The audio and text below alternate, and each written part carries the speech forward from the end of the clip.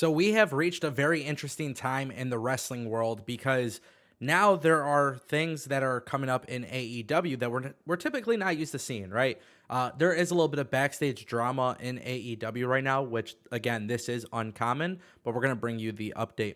Also, Tony Khan says that AEW did better than WWE in terms of presenting a product during the pandemic. I want to weigh in with my 2 cents because if you guys watch this channel, you would know that I was not happy with either company.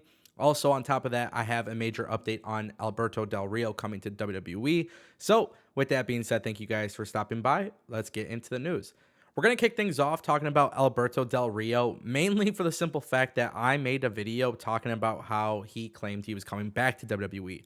Well, Fightful.com recently came out and they basically let everybody know that you don't have to worry. A WWE source has already confirmed that this is definitely not happening, which I think is fantastic news. But of course, we have to talk about this, and I have to bring this update to you because just a couple weeks ago, I was talking about how Del Rio said he is coming to WWE. And a lot of you, for some reason, it seems like everybody has mixed opinions here. Um, Look, Alberto Del Rio was, yeah, he had a lot of potential. The things that happened outside of the ring obviously became detrimental to him and his career. And even if he gets it all sorted out legally, whatever it may be, I just don't think there's really a need for him in WWE. And what often happens too when people are having this conversation about Del Rio is, he could be the top Latin American star, right? The top Hispanic star. There's tons of people in WWE right now. I see Carrillo, Humberto Carrillo. I don't know how to pronounce it. You guys know what I'm saying. So we obviously have him. We have Angel Garza. We have, guys, Legado del Fantasma, right? Like Electro Lopez. Like we have something special with Hispanic talent in WWE right now. You have Dominic Mysterio. I don't think you really need Alberto Del Rio. That's my point. AEW sure as hell doesn't need Alberto Del Rio. I hope Tony Khan stays extremely far away from him. Nonetheless, I think Alberto Del Rio was just talking nonsense for some attention. It worked because it got people thinking he was actually coming back to WWE. That's not the case. But again, I just wanted to bring that update. Also, recently, Tony Khan came out and said that WWE did better than, or AEW, excuse me, did better than WWE during the pandemic. He was basically gloating a little bit about how great the product was. And look, here's the thing. Everybody has their own opinion on AEW. At that time, during this channel, on this channel, during that time, I was not producing content on wrestling. I was not interested in wrestling. I think the pandemic hurt my passion for pro wrestling. And I made it clear. I was watching AEW and I was watching WWE, and it was very obvious. But there is something that AEW did that was better than WWE. And I'm not talking creative. I'm not talking about anything like that.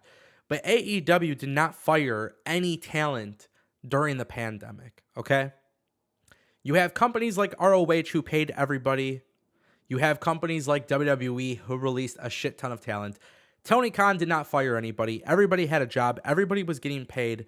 And when you look at pro wrestling and you look at the pandemic era, that promo, this image that you see on the screen, it's a famous promo in my eyes because I think Cody Rhodes delivered exactly what needed to be said that night. That is where Tony Khan did better than WWE. As far as creative, I wasn't watching every week. I couldn't watch every week. I was not interested every week in the creative. I simply believe that there were tons of things that were just not entertaining, okay? And that's not an issue with AEW. And truth be told, it wasn't even a WWE issue. The world paused. Everybody stopped, and WWE and AEW continued to go. And I will always be happy about that. But I was fine with just watching on DVR. I was okay with watching just highlights on Twitter. However, I still think something needs to be said about AEW and the way that they actually handled the pandemic. Even though it is still ongoing, nobody got fired, people got paid. AEW was still a relatively new company. And that right there is all the reasons in the world why they have my respect. Now we got to talk a little bit about Kalisto and Chris Jericho. If you guys are unfamiliar with the situation, Kalisto thanked the AEW universe immediately after his match on AEW Dynamite. And on top of that, he made a very noteworthy tweet praising Brody Lee. Now, of course, as you guys know, Kalisto working in WWE, coming to AEW, a lot of people saw this as a bad thing for one major reason, and that was the fact that Kalisto had actually spelled John Huber's name wrong. Now, as far as that goes, Amanda Huber, the wife of Brody Lee, Chris Jericho, they both responded to this. They took some offense to this. Um, Here's the thing. I don't know Kalisto's relationship with Brody Lee. I know some people are saying that there was none. I don't think it's ever a bad thing if you're somebody who is praising somebody or something like that, like they're showing their respect, right? Obviously, spelling mistakes happen. There's a whole conversation of, oh, he doesn't speak English, it's not his first language, it's this, it's that, it's whatever.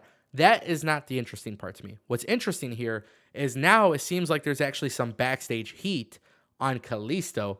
Some people actually believe that he won't even be welcome back in AEW because too many people were offended by this. A lot of people believe that this was done for clout and to fit in with the AEW fan base and stuff. Now, it's all silly stuff to me, in my opinion, but the fact that there would be backstage heat, it's very telling. And I think that is something that I would love to get more clarification on because I think it would be really useful if there was more clarification on this.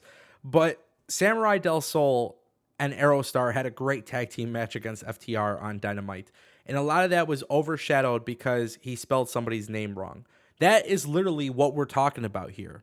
And then, of course, Chris Jericho and other wrestlers took offense to this. Obviously, look, I can't tell you how to feel in this situation because I don't have that personalized relationship with these people. So, with Amanda Huber or Chris Jericho being offended or upset or whatever it may be, like they have every right to feel whatever way they want, right? But now this has actually led to some reported backstage heat, and that is the real questionable thing. Will he be able to come back? Is it water under the rug? That's the thing. Like, we don't know. Kalisto did apologize for it, but that's pretty much it. It's very rare that we get dramatic stories in AEW. Like, we don't hear a lot of this nonsense that's happening backstage. A lot of this is usually, Impact, ROH, WWE. That's where you see more of the crazy stories. But this one is definitely something that's prominent. So will he return? I don't know. I want to know what you guys think in the comment section down below. As always, thank you so much for watching. And if you guys want to go ahead and click that subscribe button, I would greatly appreciate it because we are working towards 40,000 subscribers. And this channel continues to grow every single day, all because of you. You're the best. Thank you so much for watching. I'll see you next time. Peace.